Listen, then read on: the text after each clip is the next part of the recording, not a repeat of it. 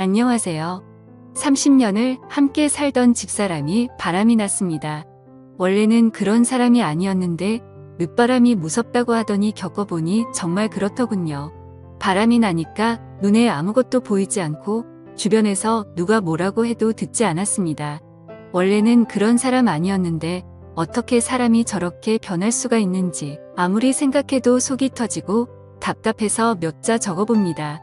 저는 올해 53이고 집사람은 올해 50입니다. 집사람은 결혼하고 지금까지 밖에 나가서 일이라고는 해본 적이 없는 사람입니다.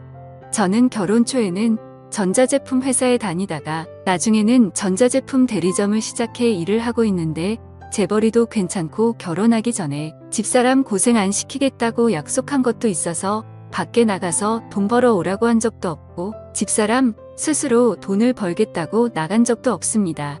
젊었을 때는 아들, 딸 공부시키고 뒷바라지하며 살림하느라 정신없었고 애들 대학 가고 나서는 침술방을 좋아해서 동네 사람들 만나서 가끔 침술방 가는 게 일과의 전부였습니다. 집에만 있는 시간이 많으니 집에서 드라마 보다가 잠만 자고 조금씩 갱년기가 찾아오는 것 같아서 제가 그때마다 생활비 외에 웃돈을 쥐어주고 밖에 나가서 옷이라도 하나 사 입고 미용실 가서 머리라도 하면서 기분 전환하라고 했죠. 손에 쓸 돈이 있어서 그런지 그때부터 집사람의 외출이 조금씩 잦아졌습니다. 기분도 훨씬 좋아 보이더라고요. 옆에 있는 사람이 활기차 보이니까 저도 덩달아 기분이 좋고 힘이 났습니다. 노래를 별로 좋아하는 사람이 아닌데 집에 오면 노래도 흥얼거리고 오랜만에 집안에도 활기가 뛰는 것 같았습니다. 그런데 기분 좋고 활기찬 것도 어느 정도여야지 옆에서 지켜보니 조금 과하다 싶은 생각이 들었습니다. 안 하던 화장을 매일 하고 향수를 뿌리고 어떤 날은 하루 종일 뭐라고 돌아다녔는지 집안에 설거지며 빨래며 그대로 놔두고 집안일은 손도 까딱 안 했더라고요. 하늘이 두 쪽 나도 집안 정리 안 된 것은 눈 뜨고 못 보는 사람인데 정말 이상하다 싶었습니다. 그래서 제가 밖에 놀러 다니는 건 좋은데 집안일은 좀 하고 돌아다녀라 한마디 했죠. 평소 같으면 오늘 바쁜 일이 있어 그래서 하고 넘길 텐데 그날은 저한테 짜증을 내면서 잔소리 좀 그만해 짜증나 하는 겁니다. 아니 제가 뭘 했다고 이렇게까지 짜증을 내나 싶었죠. 그런데 그 후로도 지금까지 안 하던 이상한 행동은 계속됐습니다. 옷을 새로 사 입었는데 나이 50에 전혀 어울리지 않는 20대 아가씨들이나 입을 법한 속이 비치는 옷을 사 입지를 않나 속옷도 색깔 화려하고 민망한 것들을 사놨더라고요. 그리고 퇴근하고 집에 들어가면 사람이 들어온 걸 아는지 모르는지 방구석에 틀어박혀서 나오지도 않았습니다. 뭐하고 있나 싶어서 들여다보면 동영상을 틀어놓고 보면서 화장하는 법을 배우고 있더라고요. 한번 동영상을 틀어놓으면 나올 생각을 안 해서 밥 안 하면 또 짜증을 막 내면서 당신은 나한테 밥 달란 말밖에 할 말이 없어. 내가 당신 밥 차려주는 사람이야 이러는 겁니다. 그래서 저도 그날은 짜증이 나서 밥때가 되면 밥을 줘야 할 거 아니냐고 했더니 배에 거지가 들어앉았냐는 등 저러니까 어느 여자가 좋아하겠냐는 등 내가 저런 꽉 막힌 인간하고 그 세월을 살았다는 등 하더니 휙 나가버리는 겁니다. 진짜 왜 저러나 싶고 내가 뭘 잘못했나 싶고 황당하더라고요. 왜 그러는지 얘기를 하고 싶은데 집사람하고 얘기만 하면 싸우게 되고 뭘 물어보기만 해도 짜증을 내서 말도 못 붙였습니다. 그래서 주변 사람들한테 고민 상담을 하니 100년 뒤 올 때라 그럴 수 있다면서 어디 여행이라도 다녀오고 둘이 속에 있는 얘기를 좀 나눠보라고 하더라고요. 그래서 저는 집사람이랑 바닷가에 1박 2일 여행이나 다녀올까 해서 속초에 호텔도 예약해두고 맛있다고 소문난 음식점도 예약해놓고 저녁에 집에 갔죠. 그런데 저녁에 집에 들어갔는데 사람이 없는 겁니다.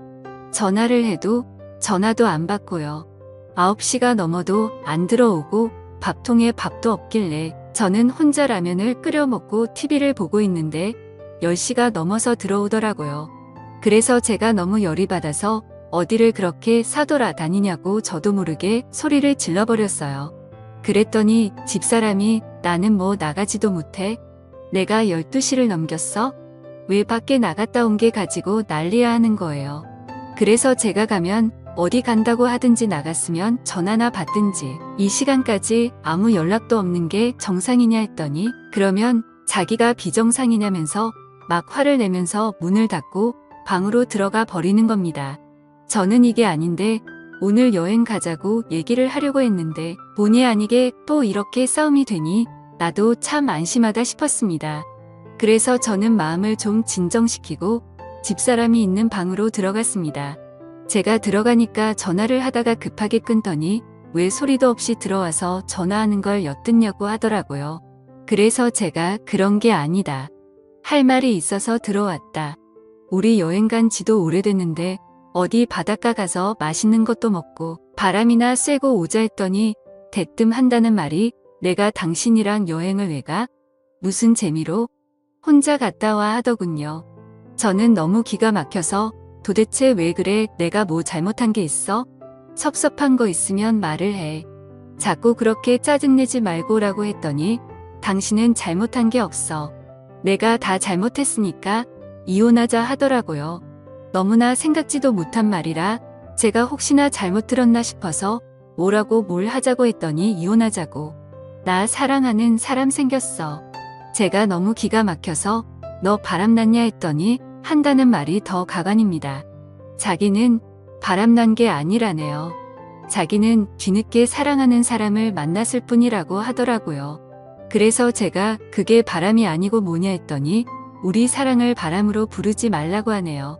하참 이 정도면 미쳐도 단단히 미친 거 아닙니까? 외도 현장을 들킨 것도 아니고 지 스스로 남자 만난다고 자수를 하고 당당히 이혼을 하자고 하다니요. 늦바람이 들어도 단단히 들었구나 싶었죠. 그래서 제가 말했습니다. 정신 나갔어? 지금 당신 나이가 50이야. 지금 어디서 누구를 만나서 무슨 짓을 하고 다니는 거야? 어디서 이혼이고 무슨 개뿔 사랑이야? 제정신이야? 했죠. 그랬더니 오히려 자기가 더 큰 소리를 치는 겁니다. 나 미쳤어. 그러니까 이혼하자고. 나는 이날 이때까지 사랑이 뭔지도 모르고 살았어. 그냥 이 집에서 애들 뒷바라지하고 당신 밥이나 차려주고 그냥 대충 시간 때우면서 살았다고. 그런데 나 이제는 그렇게 안 살 거야. 나 정말 다시 태어난 것 같아. 그 사람하고 수도 없이 잤어. 자니까 너무 좋아. 나이 50에 사랑하는 사람을 만나서 앞으로 사랑만 하면서 살 거니까 당신도 다른 사람 만나서 새 출발을 해. 한동안 이상한 건 알았지만 이렇게 갑자기 이혼 통보를 받으니 너무 얼떨떨하고 비참하기까지 했습니다. 제가 외도를 한 것도 아니고 제가 돈을 안 벌어준 것도 아니고 나한테 도대체 왜 이러나 싶었죠. 저는 집사람이 무슨 우울증이 있어서 그러나 싶어서 붙들고 얘기를 해봤습니다. 그런데 돌아오는 얘기는 똑같더라고요. 자기는 사랑하는 사람이 생겼고 자기는 앞으로 사랑하는 사람하고 살 거라고요. 그러니 자기는 떠날 거라고요. 그래서 제가 도대체 그 인간이 누구냐고 물었죠. 어쩌다 그 인간 꼬임에 넘어갔냐고요. 그랬더니 저보고 함부로 말하지 말라면서 그런 얘기 들을 사람 아니라고 하대요. 내가 사랑하는 사람을 당신이 알 필요 없지 않냐고요. 저는 너무 기가 막혔습니다. 애들한테도 전화를 해서 니네 엄마가 이상하니 니네 엄마하고 얘기 좀 해봐라 했죠. 그런데 애들한테도 똑같은 말을 한 모양이더라고요. 니네도 이제 다 키웠으니 자기도 이제 자기 인생 살 거라고요. 저는 도대체 누구를 만나고 다니기에 저렇게 정신을 못 차리나 싶어서 며칠일도 안 하고 집사람 뒤를 따라다녀 봤어요. 그런데 의외로 매일 만나는 건 아닌 것 같았어요. 제가 집사람 뒤를 밟은 지 3일째 오후 1시 조금 넘었을 때였어요. 집사람이 누군가를 기다리고 있는데 차가 집사람 앞에 멈춰서더니 집사람을 태우고 가는 거예요. 저도 따라갔죠. 그 차는 시내에서 멀리 떨어진 모텔로 들어가더라고요. 저도 따라 들어갔어요. 그리고 차에서 내리는 두 사람을 봤는데 제 눈으로 보고도 믿지 못하겠더라고요. 나이가 20대 중반쯤 됐을까요? 엄청 젊어 보이는 아니 엄청 어려 보이는 남자의 팔을 집사람이 꼭 끌어안고 숙박업소 안으로 들어가는 겁니다. 그래서 제가 대놓고 소리쳤습니다. 이 정신나간 연놈들이 여기서 뭐 하냐고요. 네가 만나는 사람이 이 사람이냐고요. 네가 사랑한다는 그놈이 새파란 놈이냐고 물었죠. 그랬더니 그놈은 놀라서 차에 타더니 집사람을 놔두고 도망치다시피 차 타고 가버리더라고요. 집사람은 난리가 났어요. 너 때문에 저 사람 같다면서 입에 거품을 물고 난리를 치더니 당장 이혼하고 제발 내 인생에서 좀 꺼지라고 하더군요. 저 그날 너무 충격받았습니다. 이건 아무리 붙잡고 달래도 안 되는 거라는 생각이 들더군요. 그래서 그 이후 더 이상 아무것도 묻지 않고 그 사람이 그렇게 원하는 이혼을 해줬습니다. 30년을 함께 살았는데 그놈이 좋다고 눈이 뒤집혀서 이혼하자고 덤비는데 더 이상 붙잡을 이유도 없더라고요. 그 대신 나는 아무것도 못 준다고 가방 하나 들려서 내보냈습니다. 내가 위자료를 요구 안 하는 것만으로도 감사한 줄 알라고요. 평온하던 집안이 난리가 나고 30년 결혼 생활이 그렇게 끝이 났습니다. 이혼한 사람이 어떻게 사는지 알고 싶지도 않고 궁금하지 않아서 전화번호도 바꿔버렸습니다. 애들한테도 엄마 소식 전하지 말라고 하고 집도 이사했습니다. 그렇게 3개월쯤 지났을까요? 일 마치고 집에 들어가려고 하는데 가게 앞에서 누가 서 있는 겁니다. 누군가 싶어 보니 이혼한 그 여자더군요. 저는 상대도 하기 싫어서 그냥 모른 척 지나쳤습니다. 그랬더니 갑자기 저를 붙잡고 미안하다고 잘못했다고 하는 겁니다.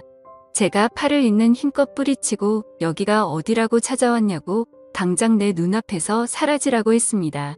그랬더니 무릎을 꿇고 싹싹 빌더라고요. 자기가 죽을 죄를 지었으니 한 번만 용서해달라고요. 그러면 평생 당신만 쳐다보며 살겠다고요. 저 그 소리 듣는데 소름이 끼쳤습니다. 그렇게 자기를 놔달라고 할 때는 언제고 지금 와서 저만 쳐다보겠다니요. 제가 얘기했습니다. 조용히 사라지든지 경찰 와서 가든지 내가 선택하라고요. 내가 인간이고 생각이 있으면 지난 일 내가 했던 것을 생각해보라고요. 밖에 가서 잘 살아도 못 살아도 내 알 바 아니니 이제 죽어서도 찾아오지 말라고 했습니다. 그렇게 말하고 돌아서 오는데 뒤에서 소리를 지르더라고요. 자기 안 받아줘도 되니 그러면 돈 좀 빌려달라고요. 그래서 무슨 소리냐 물었더니 그간의 일을 다 털어놓더라고요. 그 20대 중반의 어린 놈이 자기만 사랑한다고 평생 이런 사랑 처음이라고 온갖 가머니설로 꼬셔놓고 당장 결혼하고 싶은데 어머니가 위독하셔서 결혼을 못한다고 했다나요. 엄마가 큰 수술을 하셔야 하는데 지금까지 엄마 병원비가 너무 많이 들어가서 수술 비용이 모자라다고 돈이 필요하다며 돈을 좀 빌려달라고 했대요. 결혼하면 그 돈 꼭 갚겠다고 행복하게 해주겠다고요. 그래서 이 바보 같은 여자가 자기 앞으로 들어놓은 연금보험을 해지해서 5천만 원을 줬는데 그 뒤로는 아무리 연락해도 연락이 닿지 않더라는 겁니다. 엄마가 있다는 병원에 찾아가 보니 그런 사람은 아예 있지도 않고 그 사람이 다녔다는 회사에 전화해보니 그 회사에도 그런 사람이 없다고 했답니다. 뒤늦게 정신이 들어서 경찰서에 가서 신고를 하니 그 사람 신고한 사람이 한두 명이 아니었다고 하더라고요.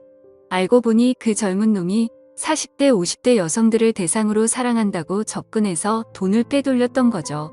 그렇게 걸려들어서 신고한 사람만 지금 7명이랍니다. 사기꾼인 줄도 모르고 나이 50에 사랑 타령을 하더니 완전히 탈탈 털린 거죠. 기가 막혀서 말도 안 나오더군요.